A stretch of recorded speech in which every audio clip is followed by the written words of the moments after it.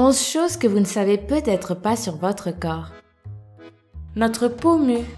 La peau est un organe au même titre que notre foie. En moyenne, sa surface totale est de 2 mètres carrés. Chaque jour, un homme adulte perdrait environ 10 grammes de peau morte. Cumulé, cela fait 23 kg de peau pour une vie de 85 ans. La couche supérieure de la peau est renouvelée tous les 28 jours naturellement, mais les gommages peuvent favoriser ce processus. Attention à ne pas en abuser sous peine de la fragiliser car avec l'âge, la peau s'amincit et se relâche.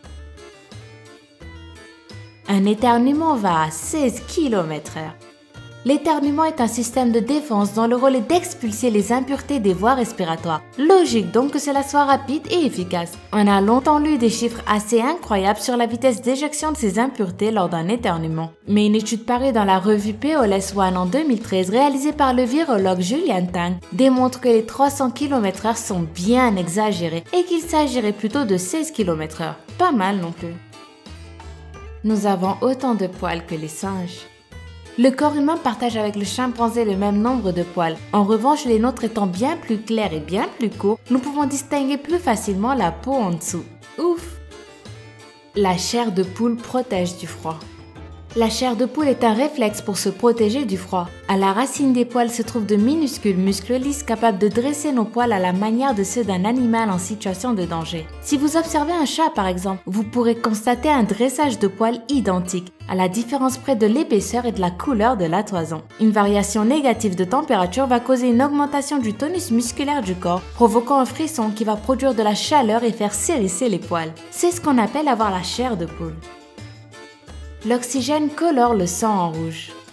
C'est l'hémoglobine contenue dans le sang qui lui donne sa teinte rouge. Cette molécule a pour rôle de transporter l'oxygène depuis les organes respiratoires dans tout l'organisme. Elle contient du fer qui, associé à l'oxygène, va s'oxyder et former de l'oxyhémoglobine, de couleur rouge. Le sang débarrassé de l'oxygène au retour des organes aura ainsi une teinte rouge plus foncée. Sous la peau, on peut même croire qu'il est violet voire bleu au passage des veines. Vos pieds grandissent et rapetissent tout au long de votre vie.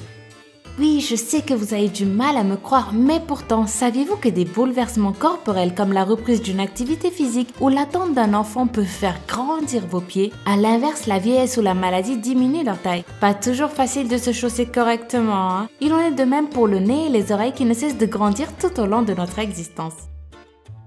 L'odeur de la transpiration est due à une bactérie. Lors de la sudation, le pH augmente soudainement dans une région particulière et favorise la prolifération de bactéries. Et là, c'est le drame. Les laboratoires cosmétiques proposent souvent 2 solutions. Les déodorants qui masquent les odeurs pendant une durée plus ou moins courte et les antitranspirants qui limitent la transpiration avec des sels d'aluminium. Le lama fâché va vous en proposer une 3e. Les lactobacilles. Ce produit naturel agit en symbiose avec la peau des aisselles et permet de rééquilibrer le pH de la zone et éviter ainsi la multiplication des bactéries responsables de l'odeur de transpiration.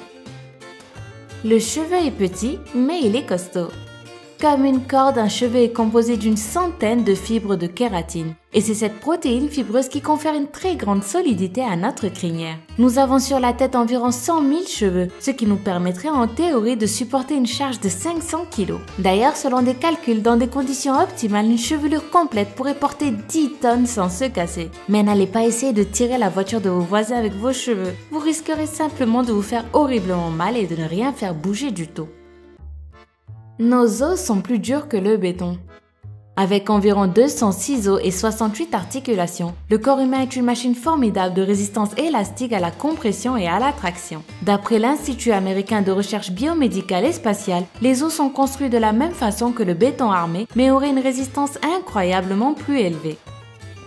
Vous êtes plus grand le matin que le soir. Sous l'effet de la gravité, notre corps étant composé d'eau et nos cartilages étant élastiques, nous avons tendance à nous tasser au fil de la journée. Le matin, après une nuit passée à l'horizontale, la gravité s'applique de façon régulière et répartie sur tout notre corps. Dès que nous nous mettons sur nos pieds, nos muscles prennent le relais pour nous maintenir droits et poussent dans le sens inverse de la gravité. L'odeur des personnes âgées est un mythe. Des chercheurs du Monell Chemical Sense Center de Philadelphie en Pennsylvanie ont démontré que contrairement aux idées reçues, l'odeur corporelle se bonifie avec l'âge. Du bébé à l'adolescent en passant par un âge avancé, l'odeur du corps change. Selon cette étude, plus nous vieillissons et plus l'odeur de notre corps s'atténue et devient légère. Voilà un mythe qui s'effondre pour tous ceux qui croient encore que nos aînés sentent mauvais.